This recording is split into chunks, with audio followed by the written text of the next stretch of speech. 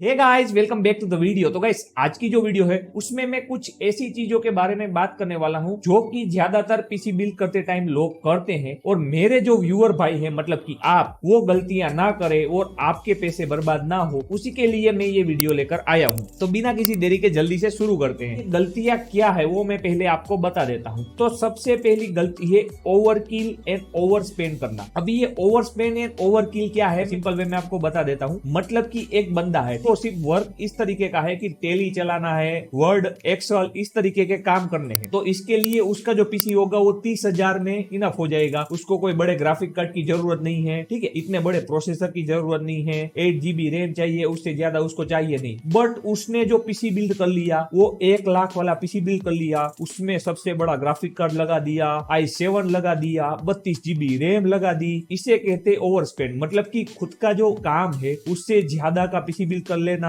देखिए, ओवरकिल करना पीसी बुरा नहीं है, बट ओवरकिल पीसी करने जाना और उसमें फिर गलतियां होना वो गलत बात है। और इस बात से ही आपके पैसे वेस्ट होते हैं। जो पैसे आपने डाले हैं वो पूरे वर्थ इट होने चाहिए, तो अब ये चीजें गलत नहीं होती है। बट जब ये चीजें लोग करने जाते हैं तब 99% लोग गलतियां करते हैं और इस ओवरकिल, ये फ्यूचर प्रूफिंग, इस सब चीजों की वजह से गलती करते हैं और उसमें उनके पैसे वेस्ट हो जाते हैं। तो अभी क्या गलतियां करते हैं वो थोड़ी सी मैं एग्जांपल के तौर पे आपको बताऊंगा। सिर्फ यहाँ पे मैं कह रहा हूँ उसी टाइप की गलतियां नहीं होती है, उसमें अलग अलग भी होती है। कि मैं यहाँ पे पर्टिकुलर कोई प्रोसेसर का नाम ले रहा हूँ तो उसमें ही सिर्फ गलती होगी ऐसा नहीं है। सिर्फ मैंने यहाँ पे कहा कि इस प्रोसेसर से अच्छा ये प्रोसेसर ले लेते तो ये पैसा बचता, तो इसका मतलब ये नहीं कि ये प्रोसेसर लेना ही नहीं है। जिस तरीके की नीड है उस तरीके से लेना है। बट यहाँ पे मैं जो समझाऊंगा वो सिर्फ आपको एग्जाम्पल के तौर पे समझाऊंगा, तो पहले प्लीज ये दिमाग में बात रखना, ठीक। तो एग्जाम्पल के तौर पे एक बंदा है, ठीक है, उसको वीडियो एडिटिंग सीखना है। अभी के टाइम पे सिर्फ वो बिगिनर लेवल का है, काम लेना है फ्रीलांसिंग का, 4K वाला छोटा मोटा वीडियो एडिटिंग करना है, इतना हाई लेवल का नहीं करना है, विजुअल इफेक्ट वाला काम नहीं करना है, ठीक है। उसको सिर्फ प्रीमियर प्रो में एडिटिंग करनी है, DaVinci Resolve में करनी है, और उसमें भी इतने हाई लेवल वाली में नहीं जाना है। नॉर्मल वीडियो एडिटिंग वाला काम उसको करना है, लाइक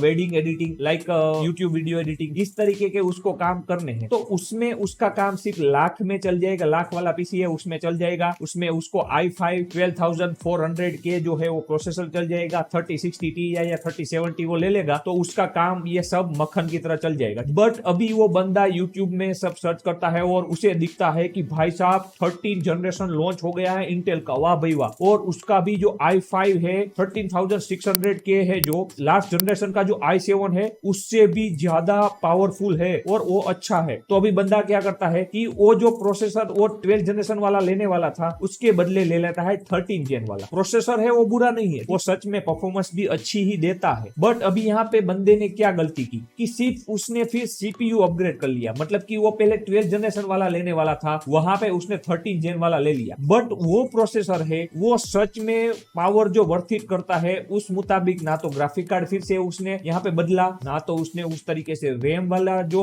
ऑप्शन था वो बदला, ना मदरबोर्ड बदला, ना दूसरा कुछ बदला, ठीक है। सिर्फ उसने यहाँ पे CPU चेंज कर दिया और दूसरी सारी चीजें इसी तरीके से रहने दी। और फिर वो एक्सपेक्टेशन करता है कि ये मुझे बहुत ही ज्यादा पावर दे देगा। तो क्या सच में ऐसा हो जाएगा? बिल्कुल नहीं। एग्जांपल के तौर पे फिर उसे DaVinci Resolve में काम करना है, वहां पे तो ग्राफिक कार्ड की नीड होती है, या फिर प्रीमियर प्रो में भी अभी के टाइम पे नीड होती है ग्राफिक कार्ड की, या अभी के टाइम पे जो सारे एप्लीकेशन है ऐसे कंटेंट क्रिएशन के, उस सब में आपको ग्राफिक कार्ड की नीड होती है। जहां पे दोनों की कंबाइनिंग की जरूरत होगी वो मैक्सिमम बूस्ट पे वहां पे CPU नहीं जा पाएगा, ठीक है। जो CPU है 13 जेन वाला i5, ठीक है, वो हैंडल कर सकता है 4080 3090 के पावर के साथ चले, ऐसा ये CPU है। तो अभी इसके साथ 3060 Ti लगाएंगे वो कोई भी बात वर्थ इट नहीं बनती है। और जो ये CPU होगा, ठीक है, ये 13 जेन वाला CPU होगा, वो उसी तरीके की पावर देगा जिस तरीके से आपको 12 जेन वाला जो CPU है वो दे रहा है। तो फिर इसमें 10,000 रुपए ज्यादा डालने से फायदा क्या हुआ? कुछ भी नहीं। बट यहाँ पे बंदा अगर ये करता कि भले ही 30 जेन वाला हो गया, उसके पास 10,000 बजट ज्यादा है, ठीक है, बट वो 13 जेन वाला CPU नहीं लेता और यहाँ पे ये करता कि 12 जनरेशन वाला CPU रहने देता, बट यहाँ पे अपग्रेडेशन ये कर लेता ग्राफिक कार्ड में। मतलब कि यहाँ पे वो 3060 Ti ले रहा है ना, वहां पे वो 3070 Ti या 3070 ले लेता, तो इसका जो बूस्ट है ना वो वही हो जाता जो 13 जेन वाला जो CPU है उसके साथ 3060 Ti का जो परफॉर्मेंस होता ना वही हो जाता, वो उससे थोड़ा पर भी दिखता। अगर इस तरीके से ओवर स्पेंड में आप बजट बढ़ा रहे हो तो उस बजट में इस तरीके से आप चीजें हैंडल कर सकते हो। और मेरे बहुत सारे व्यूअर भाई मुझे कमेंट करते हैं और इंस्टाग्राम में मैसेज करते हैं तो यही प्रॉब्लम लेके आते हैं कि उसने 13 जेन वाला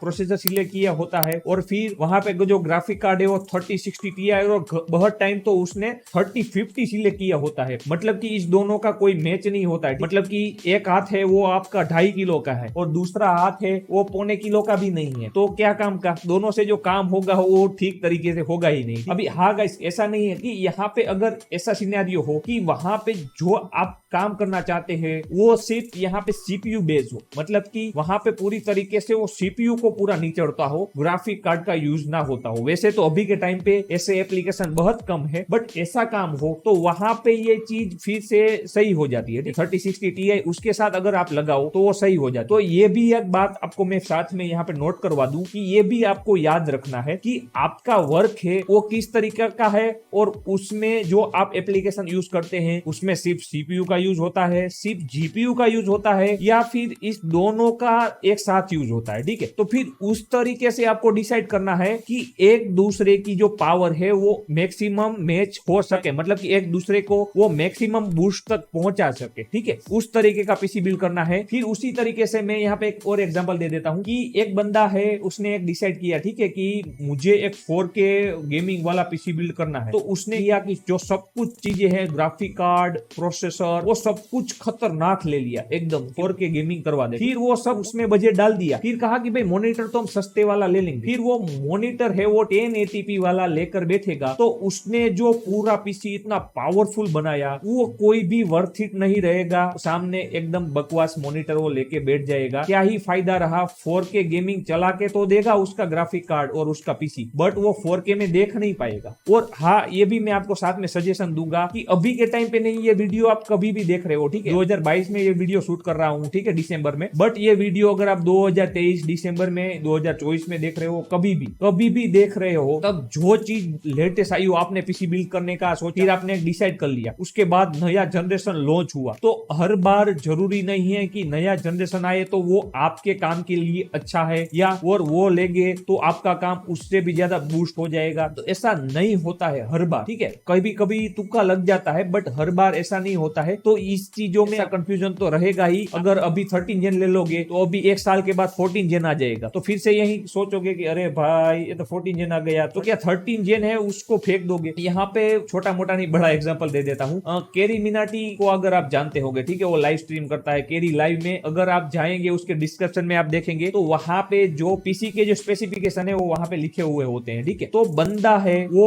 2020 में जो लॉन्च हुआ सीपीयू है वो अभी के टाइम तक वो यूज कर रहा है। अगर वो चाहे तो हर साल बदल सकता है, फिर भी वो नहीं बदल रहा है, तो क्या उसकी गेम में सही तरीके से नहीं चलती है? क्या उसका जो परफॉर्मेंस है वो अच्छा नहीं निकलता है? बिल्कुल निकलता है। अभी वो ऐसा सोचेगा और ऐसा रखेगा, ठीक है, तो उसको हर साल ये खर्चा तो पड़ेगा। वैसे वो तो ये खर्चा कर भी सकता है, बट हमारे जैसे जो लोग हैं, मतलब कि एक एक पाई जोड़ के और इस तरीके से जुगाड़बाजी करके पीसी बिल्ड करते हैं, वो मुझे भी पता है, ठीक है। तो उस पैसे को पूरी तरीके से एक काम में लेना चाहिए, ठीक है। यही मेरा यहाँ पे सजेशन है। आपने डिसाइड किया कि ये लेना है तो उसको पहले पूरी तरीके से समझ लो, प्राइस में यही सबसे बेस्ट है ना, तो फिर उसी तरीके से आपको सब चीजें एक बार नहीं 50 बार देख लेनी है, उसके बाद ही लेनी है। पीसी बिल्ड है वो बार बार नहीं होता है, और एक बार आपने कर लिया तो ऐसा मोबाइल की तरह नहीं है एक साल हो गया तो बदल दिया। इसे हम इसीलिए लेते हैं कि इसको 5-6 साल या 7 साल तक चलाएं। जो सही डिसीजन लोगे तो उस तरीके से चल भी जाएगा। तो अभी यहाँ पे ही ये बात आती है, ये मैंने जैसे कहा 5 साल 6 साल, तो इसमें ही दूसरा जो प्रॉब्लम है वो आ जाता है, ज्यादा लोग सोचकर गलतियां करते हैं, वो आ जाता है फ्यूचर प्रूफिंग। अभी ये फ्यूचर प्रूफिंग में ही लोग ज्यादातर फंसते हैं और इसमें ही दूसरी सारी गलतियां होती है, ओवर स्पेंड, ओवर किल, ये सब चीजें। अभी ये फ्यूचर प्रूफिंग है क्या? मतलब कि बंदा इस तरीके से डिसाइड करता है कि भाई मैं ये पार्ट ले लूंगा तो ये पार्ट सबसे लेटेस्ट है और ये इतने सालों तक ये चीज चला देगा। इसमें ये प्रॉब्लम है गाइस कि उसके पास पैसा है तो और थोड़ा अपना बजट बढ़ा के ये चीज करता है तो गलत बात नहीं है। यहाँ पे मैं एक आपको अच्छा एग्जांपल समझाता हूँ। एक बंदा है, उसने पूरा पीसी बिल्ड कर लिया और उसने पहले DDR4 वाला पीसी बिल्ड उसे करना था। अभी DDR5 लॉन्च हुई, तो DDR5 लॉन्च हुई तो ओ भाई ये तो और ज्यादा फ्यूचर प्रूफ हो जाएगा, मैं यही पीसी बिल्ड कर लेता हूँ, ये 10 साल चलेगा। तो अभी उसमें वो क्या करेगा कि अभी उसको दो चीजें बदलनी पड़ेगी। एक तो देखिए प्रोसेसर तो उसने ऐसा सिलेक्ट किया होगा जिसमें DDR4 और DDR5 दोनों चलेगी, तो वो तो चल जाएगा, ठीक है, इंटेल का अभी जो 12 जनरेशन 30 जनरेशन। फिर उसको चेंज क्या करना पड़ेगा, मदरबोर्ड, ठीक है, एंड रैम दोनों चेंज करनी पड़ेगी। तो DDR5 वाला फिर वो लेटेस्ट आया है इसलिए उसका जो मदरबोर्ड होगा वो भी महंगा होगा, और जो DDR5 रैम है वो अभी के टाइम पे आपको पता ही होगा कि DDR5 है